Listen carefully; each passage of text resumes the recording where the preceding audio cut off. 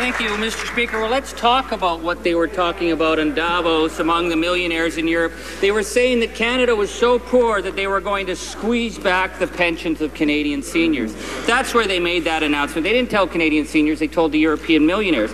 And yesterday, he told the House that they had to spend $23,000 on limos because it was about looking good. Is this the standard established by the Durham minister now, that they have to look good when they travel in Europe? So simple question, why are they so interested in looking good in front of European millionaires instead of being accountable to Canadian taxpayers and to Canadian seniors? Hello. The Honourable Government House Leader. Well, Mr. Speaker, I didn't say any such thing. What I said is we had to comply, of course, with the rules that the World Economic Forum has for vehicles that are going to be within the World Economic Forum conference area.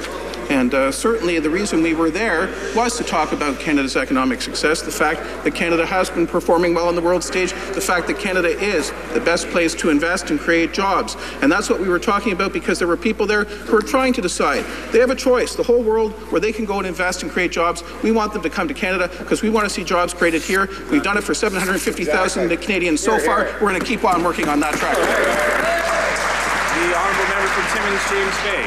Oh, come on, Mr. Speaker. You know, this is a question of fairness. It's not like we're asking them to take public transit.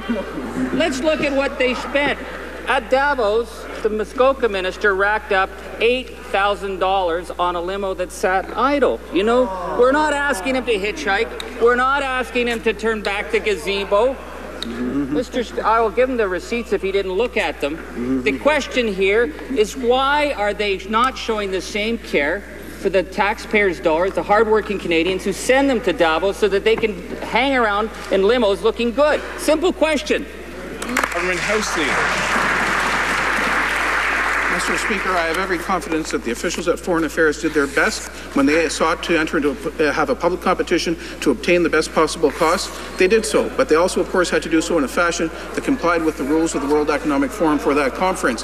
But the reason we were there, and that's the important issue, because the NDP, they don't care about that. They wouldn't want us there. We were there to create jobs. We were there to tell Canada's economic success story, to talk about the fact that Canada has the most skilled workforce in the world, the highest proportion of post-secondary graduates in the Organization of Economic Cooperation and Development.